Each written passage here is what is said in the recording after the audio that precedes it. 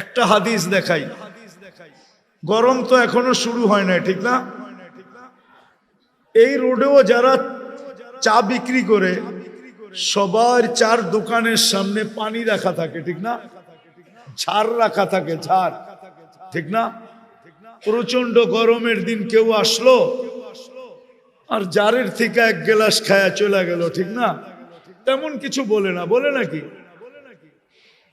তো কিয়ামতের দিন যখন হিসাব কিতাব চলবে, যে পানি পান করছে ও যদি জান্নাতি হয় আর দোকানদার যদি জাহান্নামী হয়, তা আল্লাহ দোকানদারকে কানে কানে বইলা দিবে যে ওই যে যাইতেছে তোমার দোকান থেকে এক গ্লাস পানি খাইছিল, আজকে বদলার দিন, ওরে ধরো।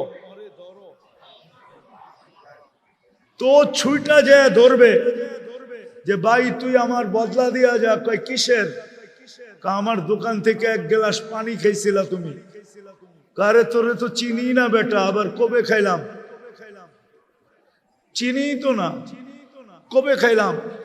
তা আল্লাহ পুরা চিত্রটা সামনে তুলা ধরবে। তো চিত্র দেখা ওর মনে উঠবে, হ্যাঁ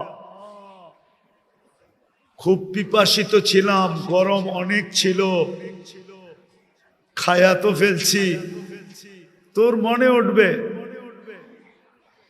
তখন বলবে বদলা দিয়া যাও, চলো আল্লাহর কাছে। নিয়ে যাবে আল্লাহর কাছে, আল্লাহ বলবে বদলা দাও, বদলা দাও।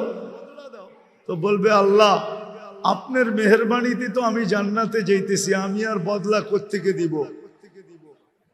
আল্লাহ বলবে ঠিক আছে, তাইলে তুমি তোমার বাইরে হাত ধরো।